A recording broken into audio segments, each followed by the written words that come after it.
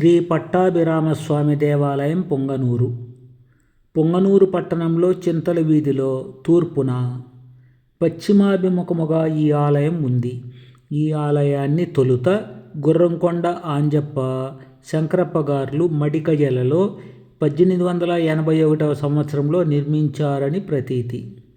తరువాత కాలంలో ఈ ఆలయం శిథిల దశలో ఉండగా ప్రాచీన పర్వత శిలలను తొలగించి క్రీస్తుశకం 1946 సంవత్సరంలో పొంగనూరు జమీందారులు శ్రీ రాజా వీరబసవ చిక్కరాయ యశోవంత బహద్దర్ వారు పట్టణ భక్తుల ప్రముఖుల కోరిక మేరకు శిలా విగ్రహాలు స్థాపించి పునఃప్రతిష్ఠ కలశ స్థాపన మహోత్సవములు అంగరంగ వైభవంగా జరిపించారు. ప్రదక్షిణ మండపం మధ్యలో 33 అడుగుల ఎత్తైన పంచలోహ ఏకకలశ గర్భగోపురంలో రామ లక్ష్మణ సీత ఆంజనేయ శిలా విగ్రహాలు పశ్చిమాభిముఖంగా కొలువై భక్తుల పూజలు అందుకుని కోరికలు తీరుస్తున్నారు.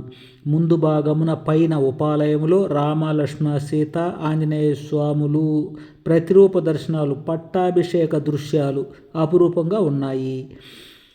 ప్రవేశంలో వినాయక స్వామి శిలా ప్రతిమ ఉంది. ఆలయంలో నిత్య పూజలు, వార పూజలు, పక్ష మాస పూజలు, పండుగ పర్వములందు పూజలు ఉంటాయి. దసరాకు 9 రోజులు, శ్రీరామనవమికి 9 రోజులు, హనుమత్ జయంతికి 1 రోజు వైభవోపేత పూజలుంటాయి.